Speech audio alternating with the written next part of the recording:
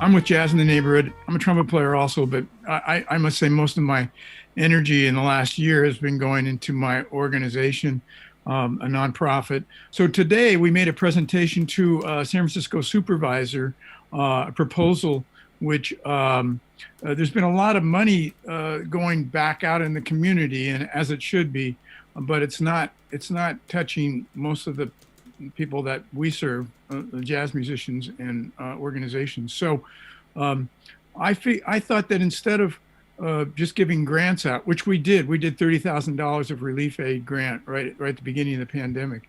Um, but instead of doing that, that we would try to get the city to pay money to the venues, but with an attachment, with a clause in it that says this money is to be used to hire musicians and pay them. And so in other words, money going out would not only get to musicians, but it would also invigorate the neighborhood and the community. And it was received very well today. We're on step two to get to the money people. But I saw a lot of articles about the arts has to lead the way, and that's going to bring tourists back and all of that, which is all true. And now I think we've tapped into a way, which we've been trying for 8 years, to get guaranteed fair wages to jazz musicians.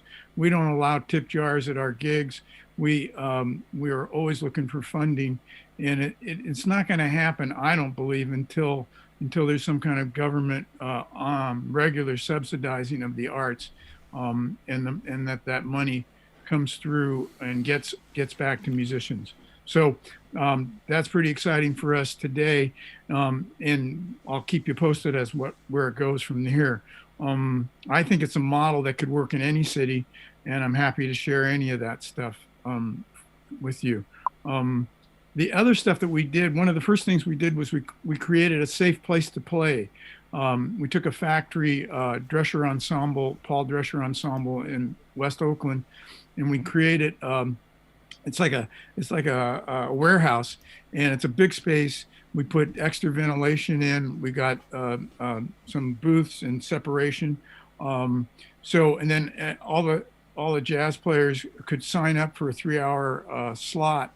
1 day a week, just to come in and play. It was free for them. We paid Drescher the rental, and we encouraged everybody to come in.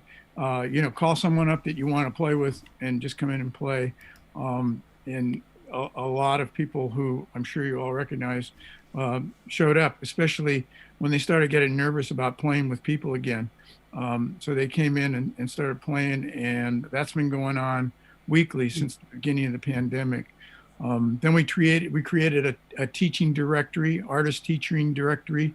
We put a minimum salary of $80 an hour on it, and we put it out to the public so that people could pick up more money through teaching. It helped, and it also established some kind of standard. We have a standard of $150 per musician for gigs, and now we've established this $80 rate for teaching. I think the union's been asleep since about 1980 when it comes to jazz players, or maybe before that. But anyhow, so the Independent Musicians Alliance, which is a group that I formed with Eric Whittington at Bird and Beckett, who does a lot of music in the Bay Area. We put that together, and that's an advocacy group, and we're going to continue working stuff with that group. We donated money to Angela Wellman's wonderful Oakland Public Conservatory in Oakland, and helped pay her teachers to do one-on-one teaching with their students. So we kept our hand in the emerging artist category with education.